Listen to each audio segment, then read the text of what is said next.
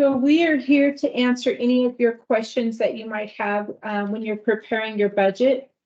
We have furnished notes within the PowerPoint in red lettering to help you with your budget.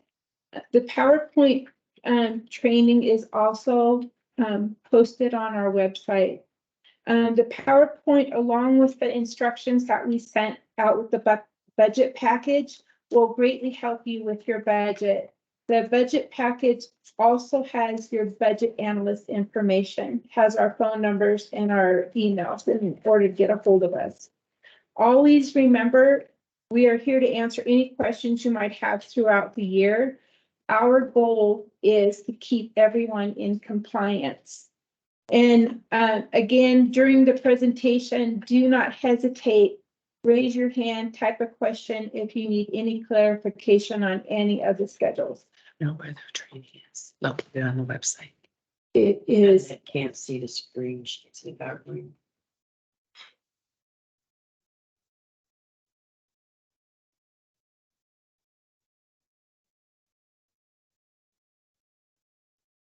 I can see it, so I'm not sure. Can you see it now?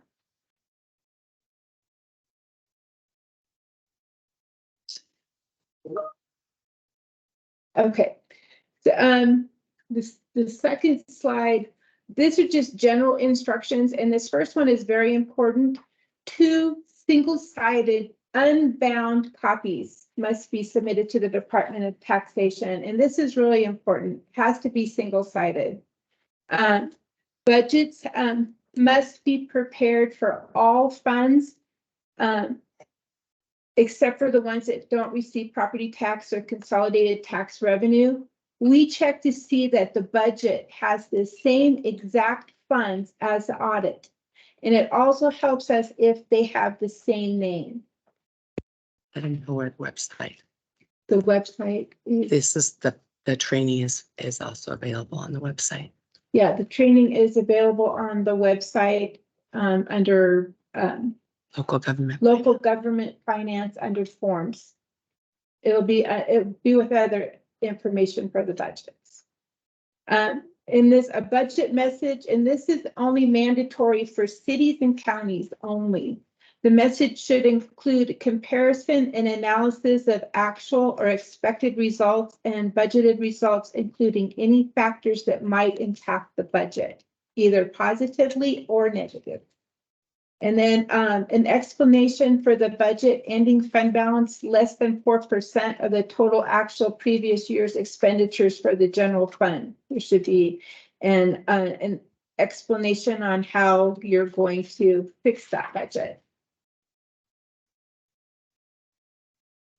This is the table of contents, and your budget should be arranged in the following order. And in every local government that has 10 or more pages must be accompanied by a table of contents that lists a page number and description of each page in the budget. And this year, Schedule 30, the lobbying expense is required for the budget year FY25.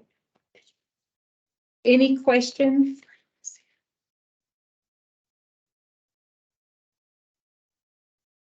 Okay.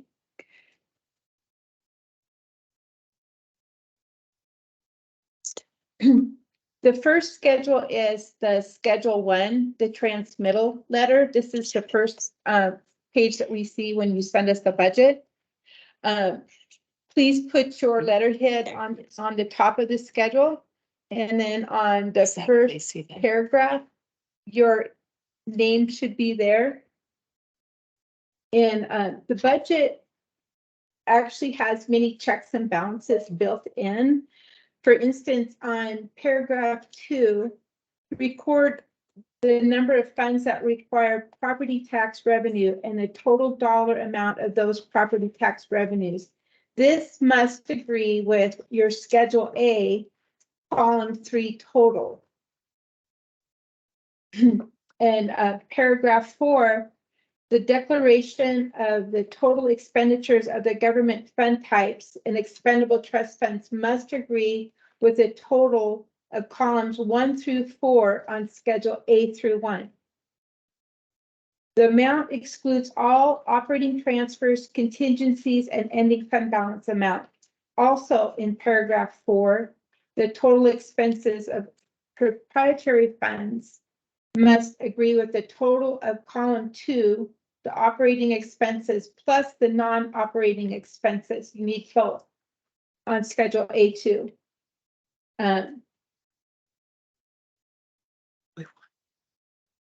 And then if you look down on the transmittal page, there's the certification area. And this is where you sign after the budget. And the tentative budget must be signed by the person who has been assigned the responsibility for the budget preparation. Only if it's your policy, the governing body does not need to sign the tentative budget. So, and then the other information on here is the NRS 354.596.4 requires the public hearing of the tentative budget be held not sooner than the third Monday in May and not later than the last day in May.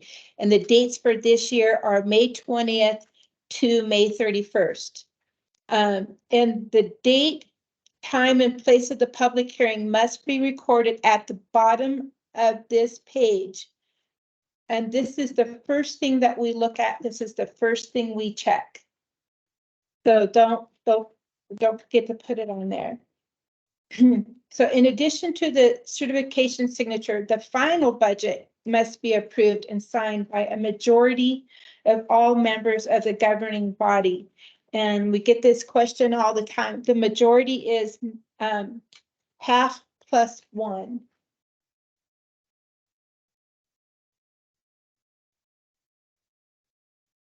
So, what do they see? Now we're on Schedule S1. S1. I can't see it very large. It's 8. Right there. 8. Is there any questions on the transmittal letters?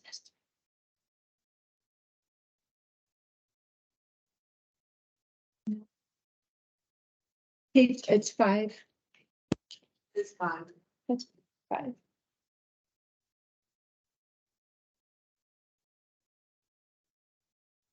Yes. Okay, fine. Okay, so, Schedule S1. This one is only required for counties and cities only. So if you're not a county or a city, please do not include this. This is a summary of your budget. It summarizes the financial activity of all budgeted fund types by revenue source and expenditure. Can you make them larger? Yes, you have a couple of questions. Question.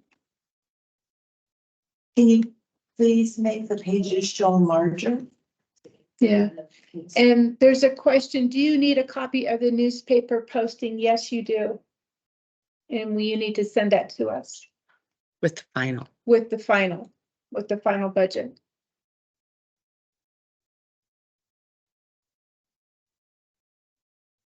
And we're working on making the pages bigger.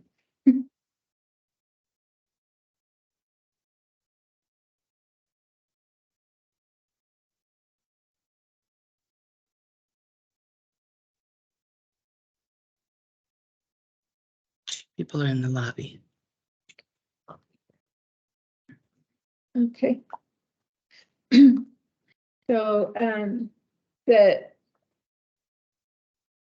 this is the information contained in this schedule must agree with the detail presented in schedules A, A1, A2, B, C, and F1. The government fund types and expendable trust funds. Column 1 is the audited fiscal year. That's always the audited fiscal year, and it must match the FY23 audit. Column 2 is the current fiscal year. That's the year we're in right now. Column 3, that is the budget. And the totals in column 3 should reflect and must agree with schedules A and A1.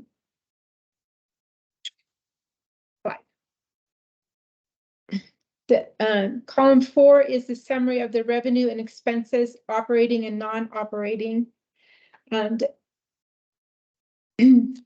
total all funds, column 5 is the summary of all fiscal 24-25 budgeted revenue and expenses.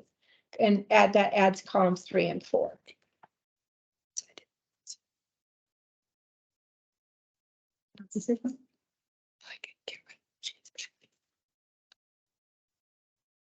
You can't because I'm watching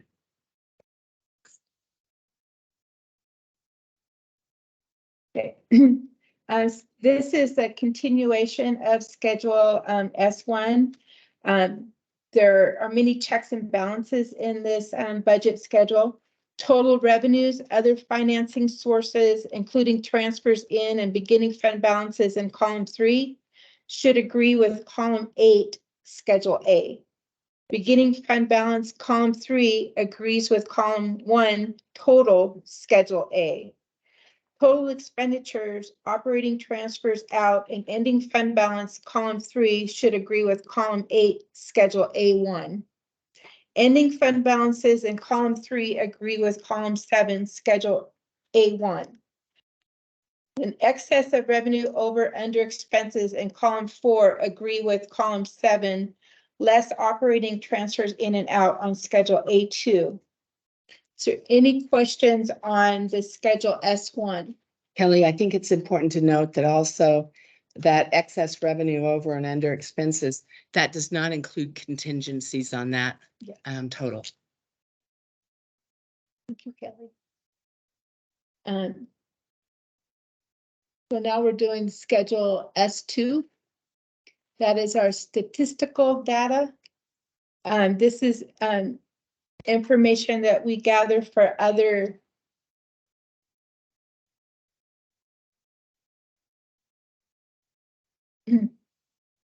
we're on page 7. There's a question, 2 single-sided unbound copies, does that include not even a staple? Yeah, don't staple them, don't do anything, just We don't care. clip them with a big paper clip them.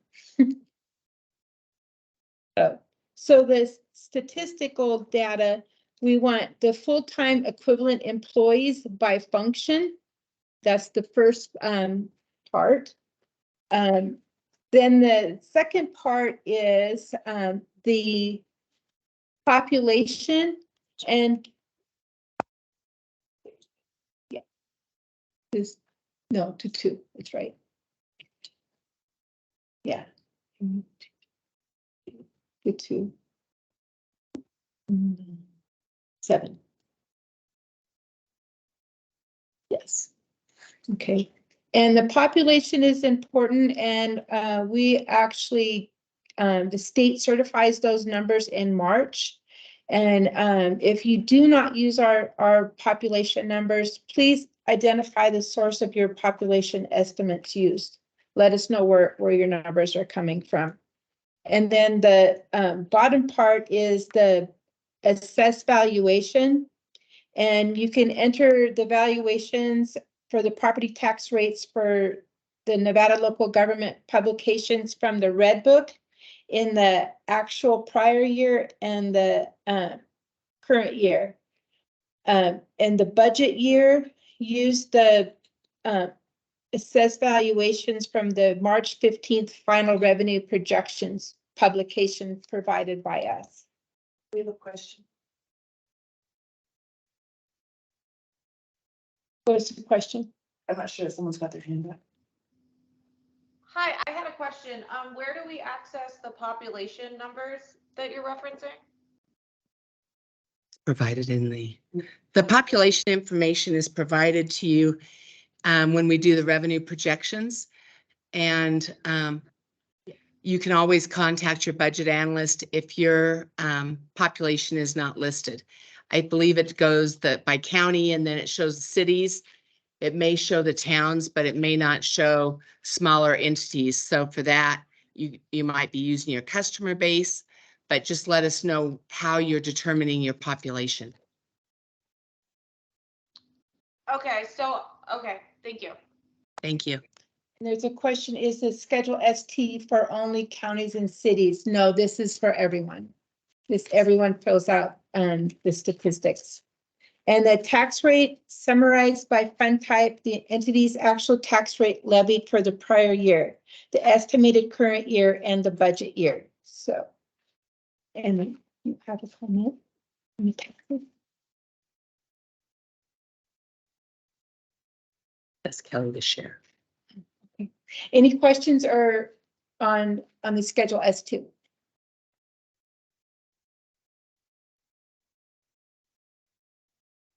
Okay. So the Schedule S3, page 8.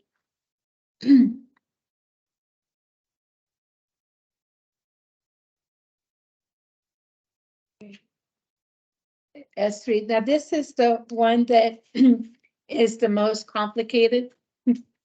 And the one, and I have a lot of red notes on these two schedules, because there's two different ones you can do. One, there's one if you don't use minerals. It won't let you do that. Got it. You're on the right page. Okay. No, And we so depending on whether you use, can everybody see S3? Carrie, what are you showing?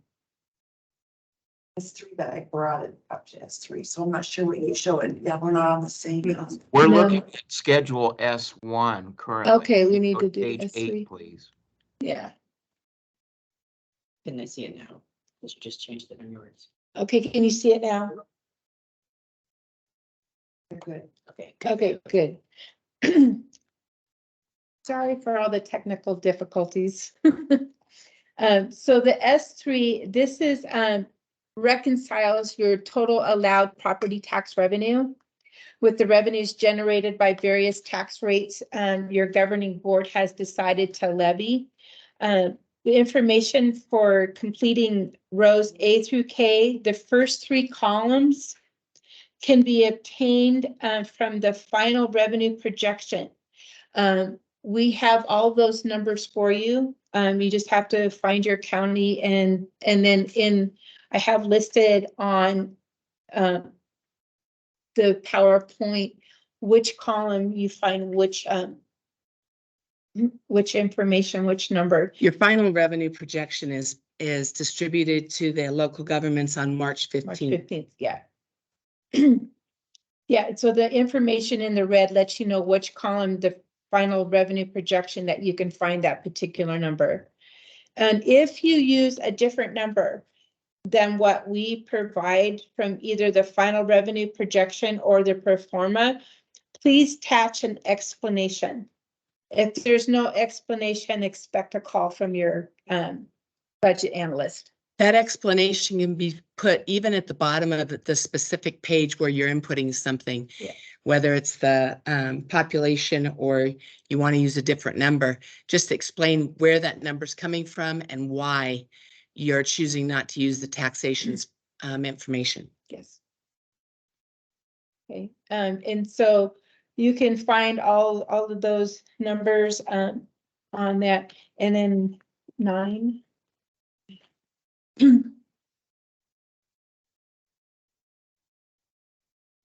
And if you want to use net proceeds in your budget, use the second version of the S3. There's a couple more columns in there, and so they'll make it easier for you to add that.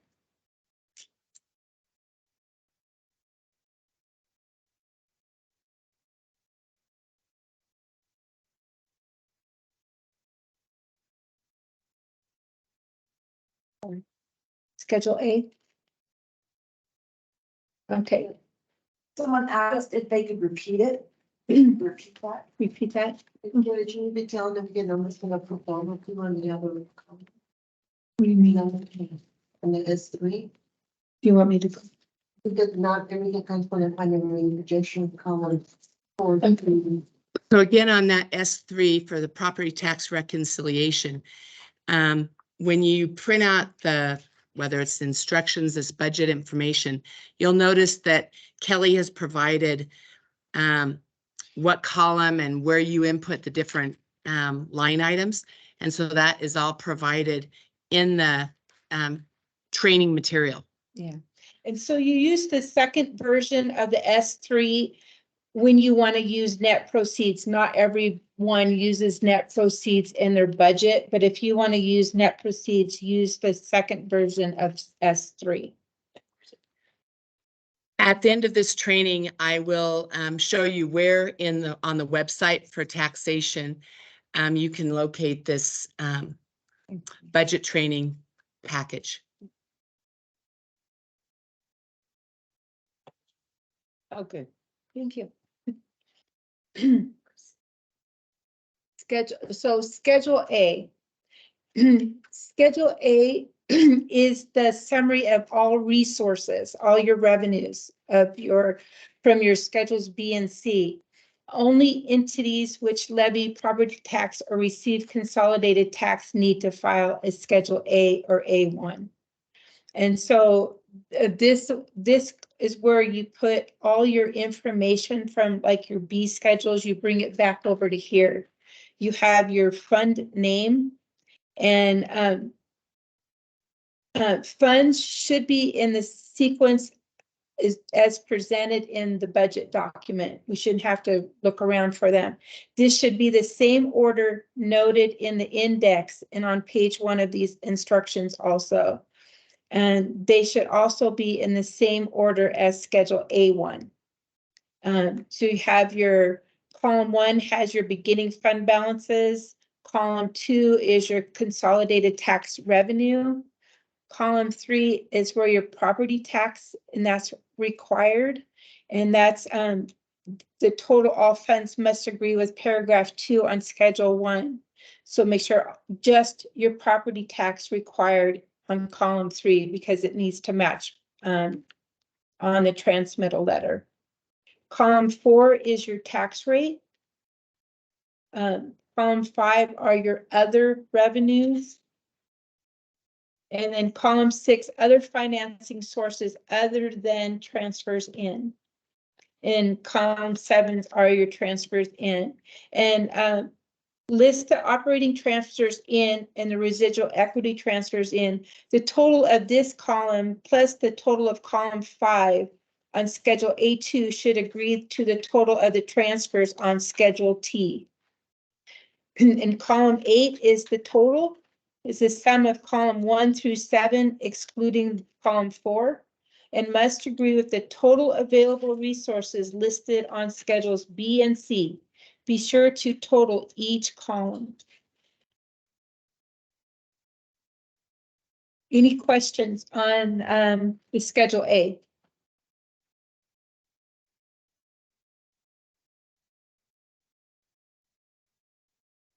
Okay. The other thing is there's no dumb questions. Okay. Schedule A1, and this is the summary of all of your expenditures. A1, so, and it also should be in the same, listed in the same order as they appear on Schedule A. The fund type, and then column 1 is the salary and wages. Column 2 is employee benefits. Column 3, service, supplies, and other charges. Column 4, capital outlay. 5 is your contingencies and other uses. Column 6 is your transfers out. And there again, transfers out plus the column 6 on Schedule A2 should agree with Schedule T transfer reconciliation. Column 7 is your ending fund balances. Column 8, this is the sum of column 1 through 7 and must agree with Schedule A, column 8. Be sure to total each column, and the total columns of 1 through 4 should agree to the estimated expenditures shown on paragraph 4 on Schedule 1, the transmittal letter. So there's a lot of, and then I have those notes on, in red on the, the slide.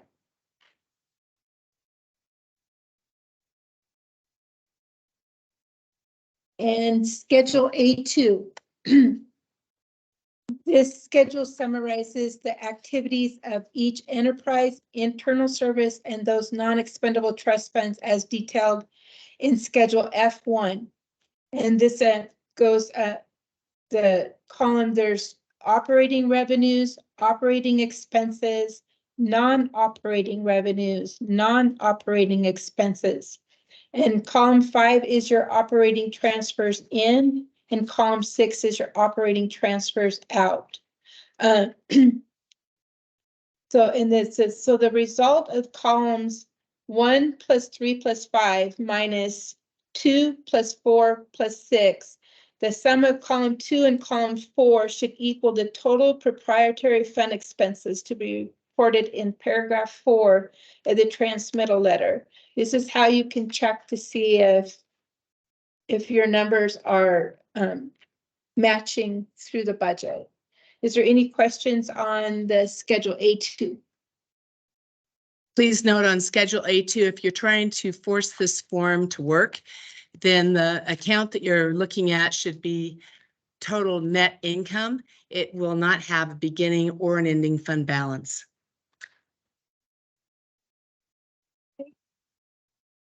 Okay, now we're going to go into the Schedule Bs. This is where your bulk of your budget will be.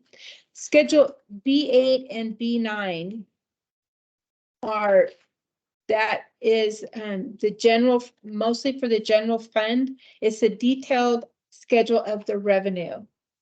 And so there's 3 types of Schedule Bs. Schedules B through 11 are for large funds, mostly for the general fund. Schedules B12 and B13 are the medium funds, and Schedule B14 is small funds.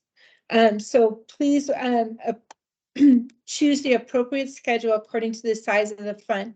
Please do not submit blank pages with the budget. Complete a separate set of schedules for each fund. So for all B schedules, column entries are as follows.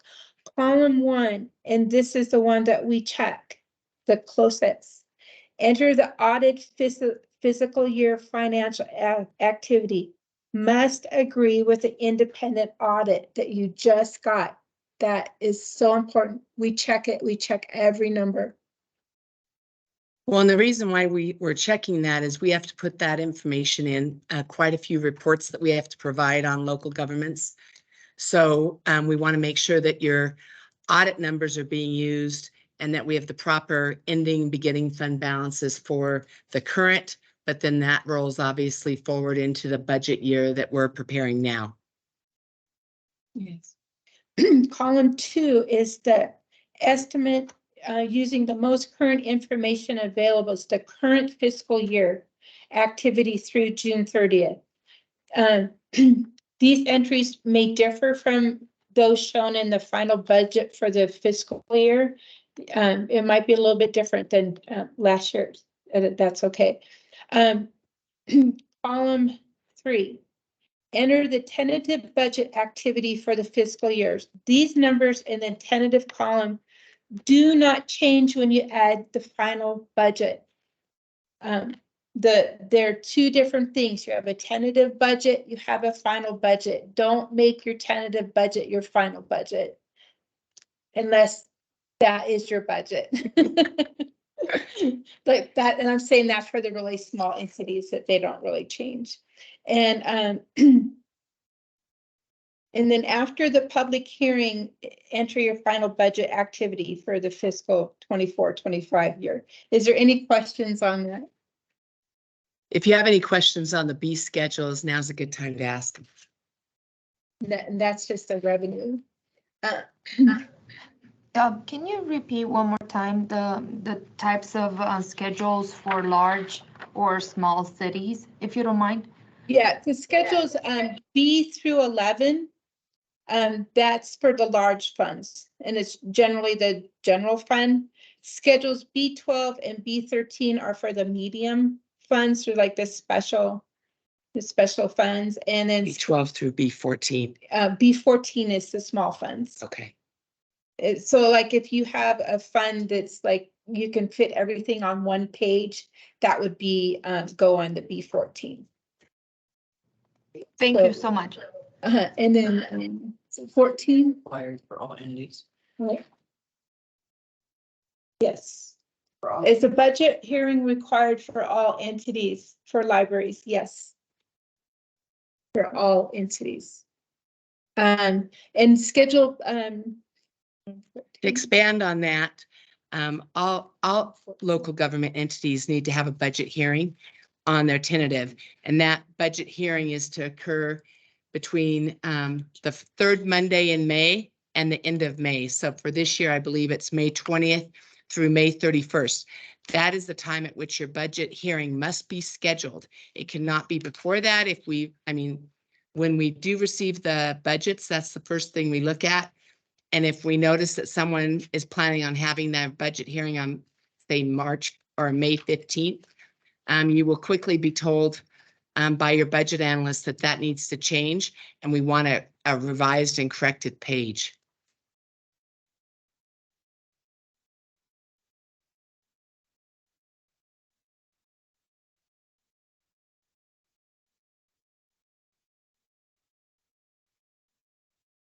Could you repeat that?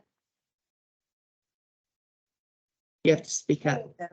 The tech fund budget does not need to be approved or heard by our commission. Is that true? It would still need to, if it's part of their budget. If it it's would part of still- your budget, Correct. it has to be approved. All budgets must be approved by their commission. If you go back to page 14. I'm on B14. Okay. Yeah. Also, or no, B19, I'm sorry, page 14.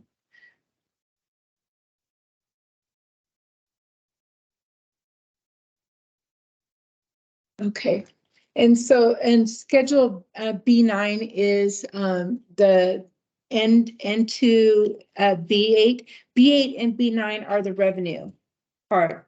And this is the continuation.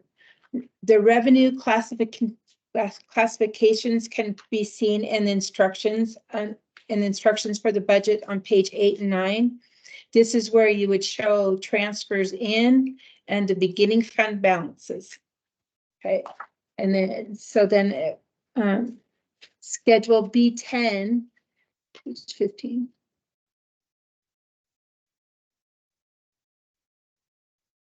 This schedule B10 and B11, this is the expenditure by function, activity, and object. And all functions must be subtotaled by object. That is so important. Otherwise, we have to do it. So, and then the mandatory format is also in the instructions on page 10 and 11. But the one thing I want to bring out, the object part, the expenditure object format that is mandatory is salaries and wages, employee benefits, service and supplies, and capital outlay. There is just those four. There is not an other. There is nothing else besides those. B11. B11, this is the end to the budget, the summary, and then on here, there's a contingency. And note 3% maximum contingency allowed in percentage of total expenditures, and only does not include 3% of operating transfers out. So usually we should only see a contingency in the general fund. Contingency funds are used for emergencies. We had, if you have a contingency in every single fund, we will be calling you. Right here. For B10, our salaries and wages, employee benefits, service and supplies, and capital outlay.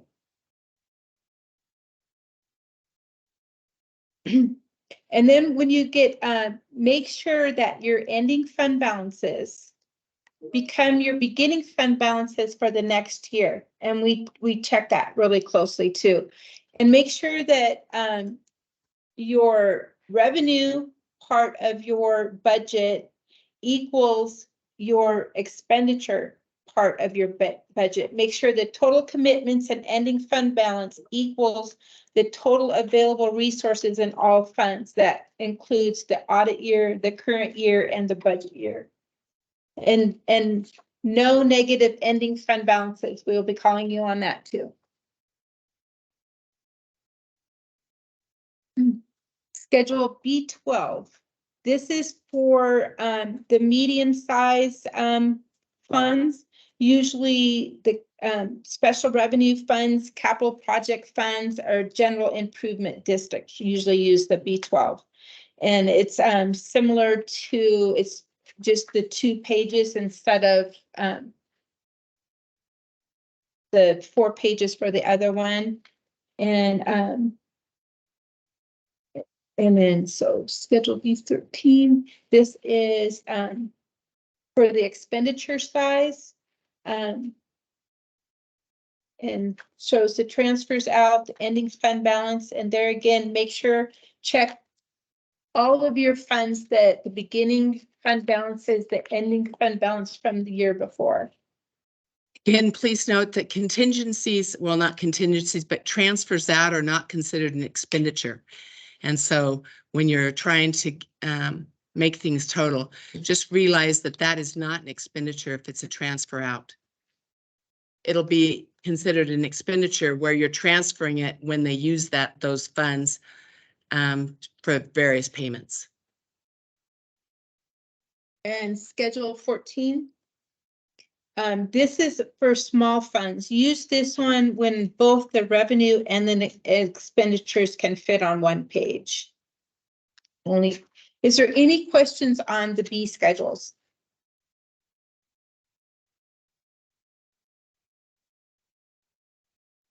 We have none.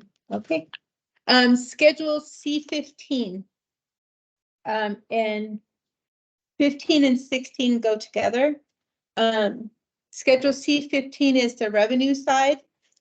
Debt which is repaid by operating resources. This includes any part of your operating tax rate being applied to debt. Principal and interest amount for the budget year should agree with the appropriate totals on Schedule C1.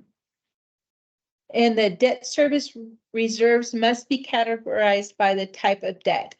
The reserve may include up to 1 year's principal and interest. Enter the cumulative amount of reserve for that particular type of debt. The sum of these reserves should equal the reserved portion of the ending fund balance pursuant to NAC 354.6502. And then Schedule C16, this is the expenditure side and the reserves for the Schedule C15. Any questions on Schedule C15, 16? Okay, next one is the Schedule C17. This is debt is repaid by property tax. Schedule 17 is the revenue side. Schedule C18 is the expenditure side.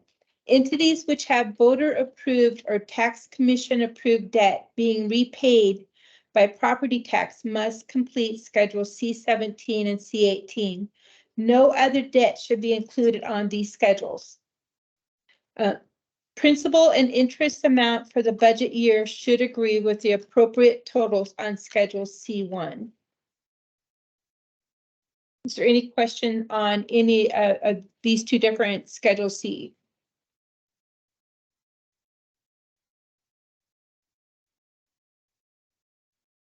Okay, next one is the F1, the proprietary and non-expendable trust fund. So you need to complete a separate schedule for each enterprise, internal service, or non-expendable trust fund. This schedule is segregated into 4 basic accounting components as followed: operating revenue, operating expenses, non-operating revenues, and non-operating expenses. And then there's the income before operating transfers, there's operating transfers, and then net income. And then the second part to the F1 is the F2. This is the statement of cash flows. This is cash flow from operating activities, cash flow from non-capital financing activities, cash flow from capital and related financing activities, and cash flow from investing activities. Each F1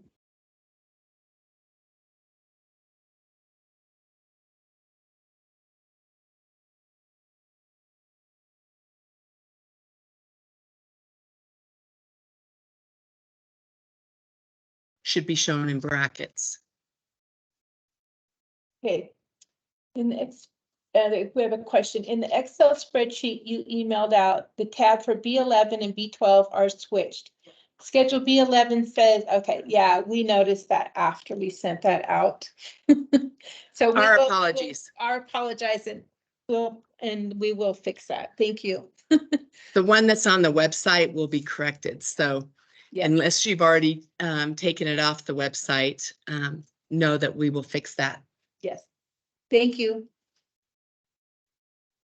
And this is schedule C1. This is the one that the other ski schedules were alluding to. All existing debt budgeted or proposed in any fund and all special assessment debt must be listed on this schedule and organize it all debt by fund. And so there's different things on this page. There's let us know what type of debt is this, and there's 11 different choices. There's general obligation bonds, there's medium-term financing, there's mortgages proposed.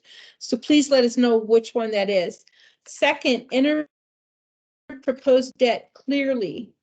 Type number 11, enter debt payable from other funds and subtotal for each fund. This includes lease purchases being serviced by general fund or any other fund. Note, the sum of column 9 and column 10 must equal column 11. And this page we use this page to compare to the indebtedness report that you'll be doing in August. And then verify the amount of principal and interest and schedule C1 should be the same as that is in the budget schedules. In the B's and the F's should be the same amounts. We also compare that to the past audit as well as the past. Yes. For past debt. Again, if you're questioning if you have all the debt reflected, you can always look at the indebtedness report that's provided by the department. It's information that you've shared with us. We reflect all the debt that's out there, and then it would just reflect the most current payments towards that as far as reduction down. But it is important that you reflect all the debt. If you've reflected, if your entity has issued, whether it's medium-term obligations or any other debt, please make sure that that new debt is also listed. Again, if you have a project that's going to be requiring some high financing and you're going to be issuing additional debt in the future, the budget year, you want to also reflect that. So, and when you put that in, you would just say proposed. It's proposed debt. You may not have the rate yet. You may not know all the details because it has not yet been done. But that notifies us also that you're going to be issuing debt in the following year. The question, does this include copier leases and software leases? Depends on how you're accounting for that, those leases. And the auditors have been real good at making those entities change that have to consider it as debt. If you're paying for it out of like your capital, and it's just part of, it's a monthly payment. You don't even show it being separated out. It may not be required to be here, but if there are questions, please check with your auditor to make sure that you're showing it properly. Schedule T. And this is the transfer reconciliation. The schedule summarizes all operating and residual equity transfers planned for the budget year. Total transfers in must equal total transfers out. You enter the name of the fund that receives or makes an operating transfer and the budget. Please put the budget page number. That's important. So we don't have to try to figure out where it's at. Frequently, when you're preparing your budget, that's one of the last items you do before you submit. Yeah. Because then you have what is going to be your final package that you're going to have delivered to the Department of Taxation. At that point, you want to go in and, even if they're handwritten, but type in or handwrite the page numbers that correspond with these transaction transfers. Yes, that's very important. Enter the amount transferred in or out and other fund affected by that transfer. Subtotal both columns by fund type, in and out. And so the transfers must agree to the totals in column 7, Schedule A, column 5, Schedule A2 for transfers in, column 5, Schedule A1, and column 6, Schedule A2 for transfers out. So that's one way how you can check and make sure that they're correct. If they're different, something's wrong. You'll also notice when you download the budget training package, it's in the presentation view, but you could very quickly switch that view to speaker notes. And in the speaker notes, you'll be able to see all the comments that Kelly has been saying. If she wants you to have a certain column equal another column in a different page, those little comments and notes are there in those speaker notes, which are very helpful. Yes. Schedule 30, and this is the schedule that we do every other year. It's during the legislature year, and it is required for FY25. So. And Schedule 31, this is existing contracts. This schedule summarizes existing contracts with persons or temporary employment services along with proposed expenditures for contracts for the next 2 fiscal years. So it'll be for 2025 and 26, those 2. Those contracts frequently is not done by that page is not completed by the budget analyst, but frequently completed by, say, if you have a contract manager or someone that oversees the contract specifically, make sure you run that by them. If the budget analyst is doing it, to make sure that you're both on the same page with what information needs to be there. And Schedule 32 is similar. It's the privatization contracts. This schedule itemizes those contracts considered to be, I can never say this word, privatization contracts in which a private entity provides services substantially similar to services provided by public employees and are in lieu of services otherwise required to be provided by the local government. If you have a service that has historically been provided by the local government and they have outsourced that service, that is where you would want to put that here on Schedule 32. Exactly. So in the last slide, we're also showing why they're not changing.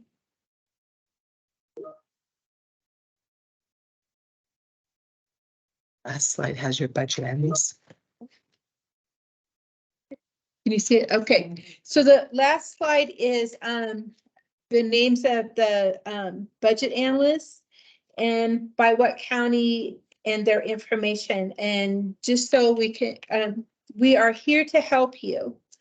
Don't hesitate to contact us about the budget or about anything that anything all year long. If you have a question, please contact us. We're here to help. And you can always contact Kelly Langley with the hard ones. Thanks. For that. A copy of the slides and the recording. Well, I'm not sure if the recording would be available, but as far as the slides, those will be made available. They're currently out on the Department of Taxation website. You can go into local government finance where you see we normally post all the budget forms. And there we have an additional file this year, which is the budget training. You'll be able to locate that on the Department of Taxation website.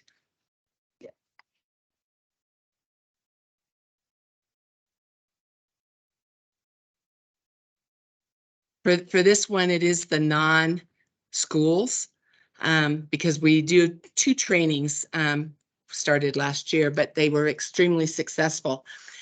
So we show the non-schools and the schools, because the schools provide different information than the, cities, counties, general improvement districts.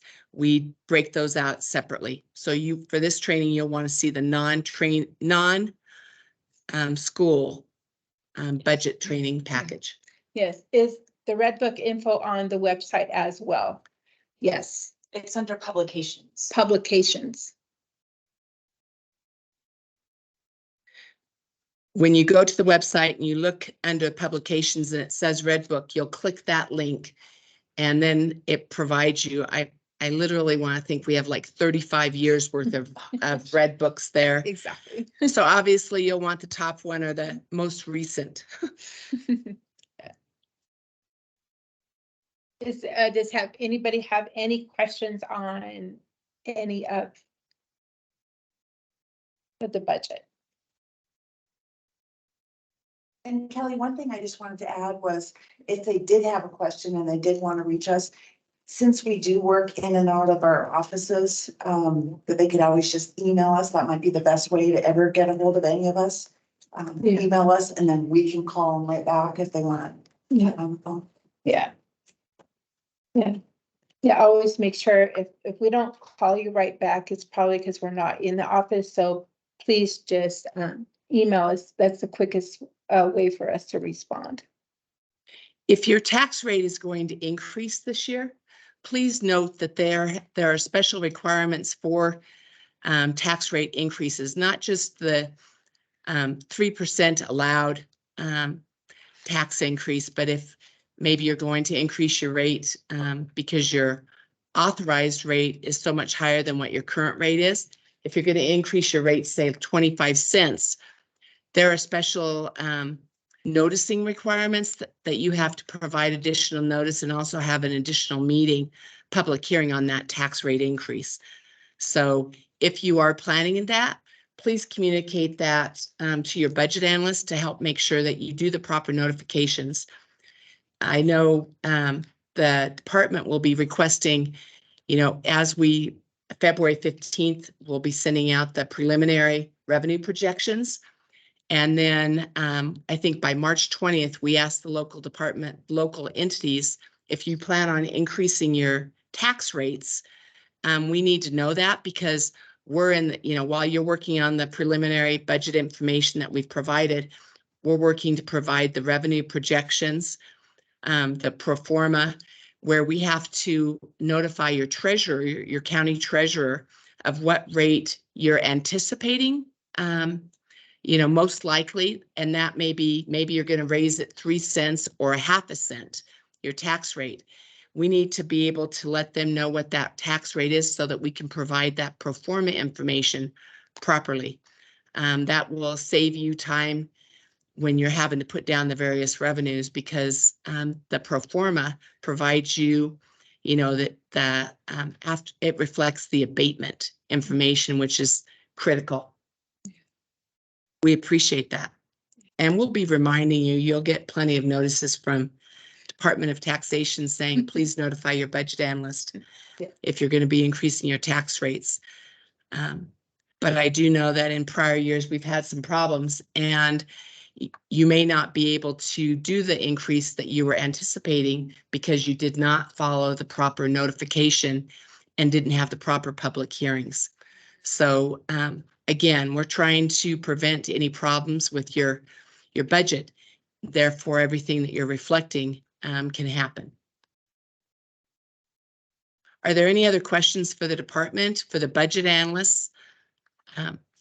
We'll take any and all questions except any IT questions.